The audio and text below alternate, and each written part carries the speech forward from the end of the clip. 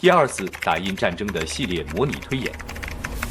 内容简介：第二次打印战争的系列模拟推演是按照国际政治格局的演变，推演了一场最真实的印巴冲突和第二次打印战争，展开了海、陆、空全面对抗。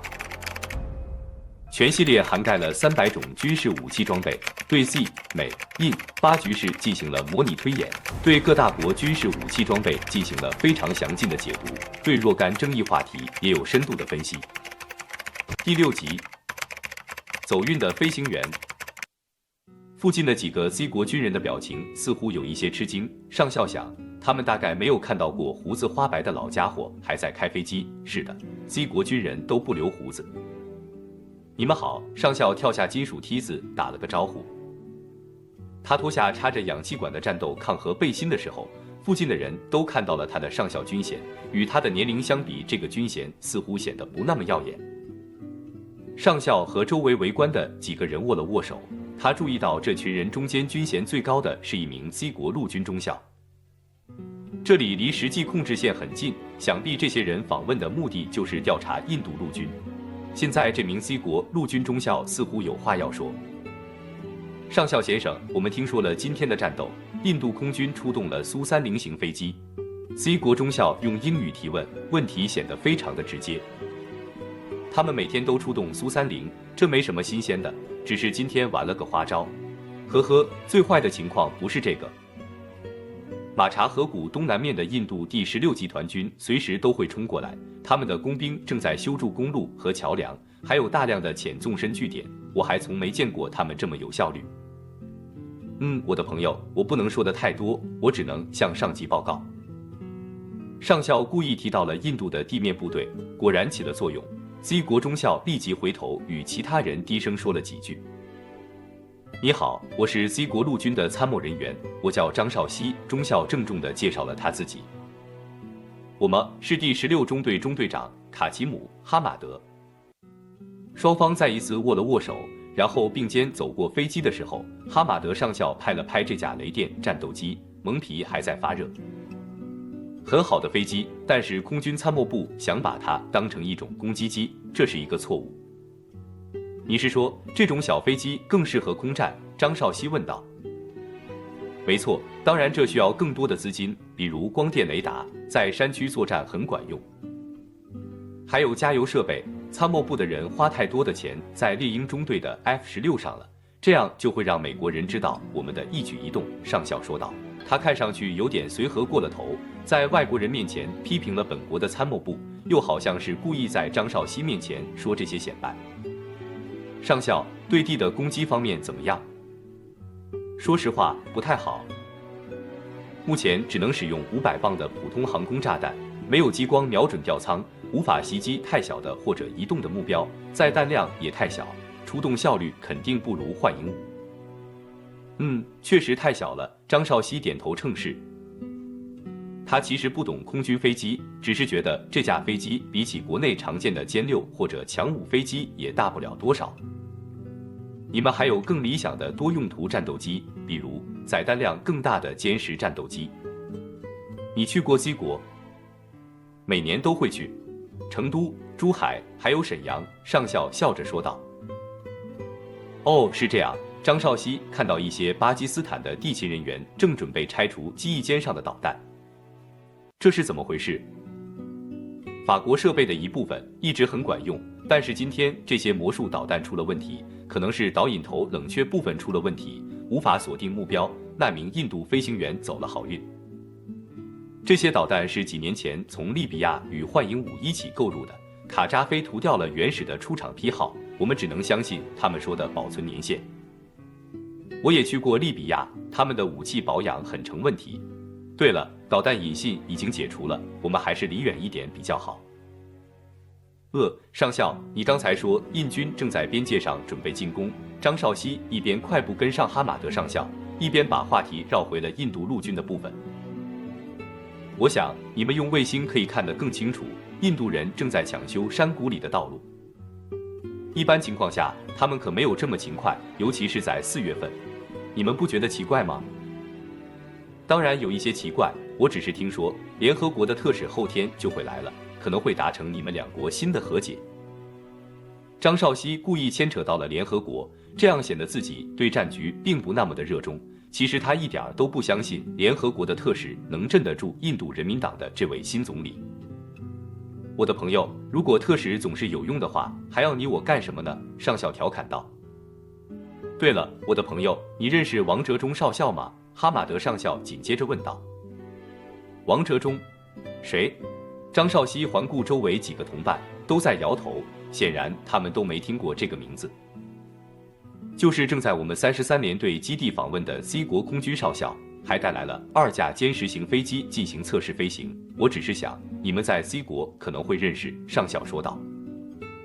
上校，我们可是有几百万人的军队。张绍熙说完，大家都笑了起来，然后各自上了不同的车，往不同的方向开去。印度北部巴雷利空军基地，梅赫拉中校坐在办公桌后面，显得怒不可遏。霍米中尉和蒂普尼斯中尉正笔直地站在前面，显然在挨骂。中尉，为什么停止联络？中校把军帽丢到桌上问道。地形问题，中队长。山脊挡住了无线电通讯。地形问题，很好的借口。我再问你们，你们还记得交战规则吗？梅赫拉中校继续发问。这个问题就像一个明显的陷阱，但是你又必须往里面跳。记得远距离攻击，法力。霍米回答道。为什么不执行？报告中队长，这是因为远距离攻击不会奏效，就像狮子中队那样总是无功而返。所以法力。霍米立即把第31中队拿来当挡箭牌。所以你就自作主张穿越边界进行低空格斗。没错，中队长，就是这么回事。我当时就是这么想的。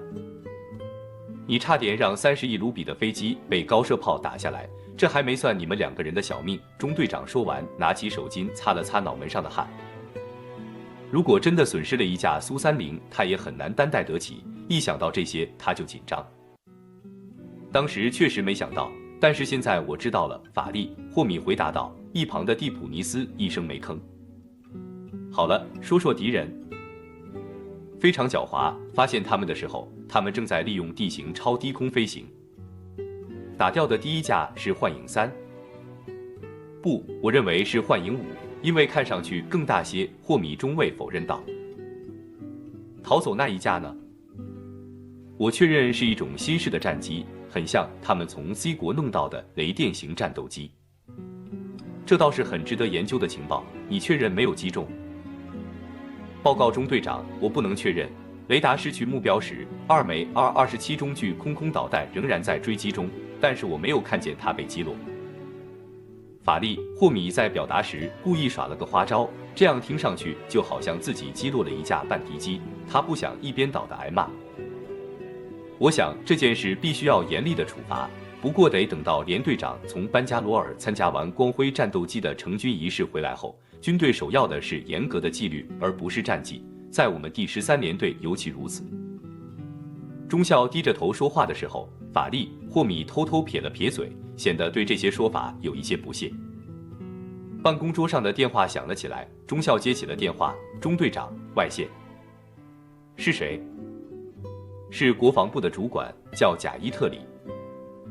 国防部。梅赫拉显然从来没有听到过这个名字，国防部也从来不会朝他这里打电话。24中队，请讲。梅赫拉一边拿起电话，一边不停地擦汗。今年的4月份实在太热了。哦，国防部。是的，主管先生，他们就在我眼前，我正在考虑处罚的方式。是的，是这样的。梅赫拉中校一边回答，一边不停地点头。什么？国防部长要见他们？这是怎么回事？梅赫拉吃惊地回答道。尽管听不到电话里的人说了什么，但是霍米中尉还是偷偷瞥了一眼搭档，脸上带着一丝不怀好意的笑容。几秒钟前，他开始意识到事情可能朝好的方面变化了。是这样，第2个战果无法确认。我想，这确实很难证实，包括第1架飞机的残骸也掉在了实际控制线的西面。对的，主管先生，飞行员报告，他们脱离的时候，2枚R-27中距空空导弹仍然在追击。对，就像你说的，这种导弹的射程很远，但是这是一种半主动的。中队长的话被电话对面的那个人打断了，对方显然对导弹性能方面的解释不感兴趣。好的，我知道了，就按照你说的办。梅赫拉慢慢放下了电话听筒，然后用看着桌子上的国旗发了一会儿呆。听着，你们2个混球回去把军服熨烫一下。是，中队长。明天早上有一架多尼尔228联络机来接你们去新德里。去哪儿？中队长。去新德里，去国防部。你们2个混球要走运了，国防部长要给你们颁发勇士轮型勋章，也许还能见到总理。虽然我很难理解，但是我必须说，对我们中队来说，当然是一件好事了。也就是说，不会处罚我们了是吗？法利霍米继续不知好歹地问道。梅赫拉中校翻了个白眼，挥手让2个年轻人出去。在梅赫拉中校看起来，这样荒谬的事情只能暗示了一件事：心浮气躁的国防部决定要大干一场了。一想到这种可能性，中校突然就感觉到额头上的一块疤开始隐隐跳动起来。这让他回想起很多年前，当他和法利霍米年纪差不多的时候，在卡尔基尔地区被巴基斯坦第11中队的2架 F-16战斗机追击时情形。他还清楚地记得自己的飞机被紧追的敌机雷达连续跟踪，无法摆脱。在一片刺耳的塞琳娜告警系统的尖叫声中，他拼命拉起机头，做出了一个近乎疯狂的闪避转弯。一颗尾随而至的响尾蛇导弹无法跟上米格23的这个动作，但是近炸引信还是在10米外引爆了导弹战斗部，炸药炸碎了座舱玻璃罩，给他留下了额头上的这块疤痕。他至今还常常在梦中被这样的景象所惊醒。第6集完。